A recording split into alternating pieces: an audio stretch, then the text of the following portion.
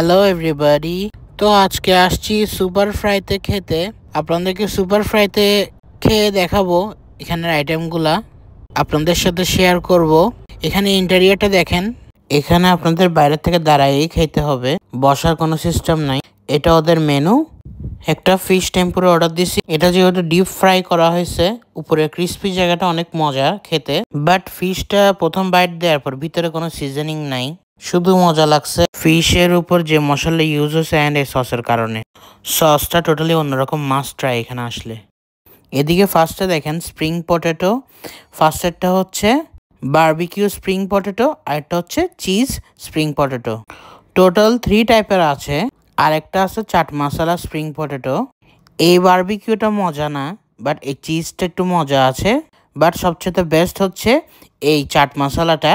এটা এখানে must try, এটা সবচেয়ে মজা এখানের। এই চাট মশলাটা ফার্স্টে রাখবো, এটার পরে চিজটা।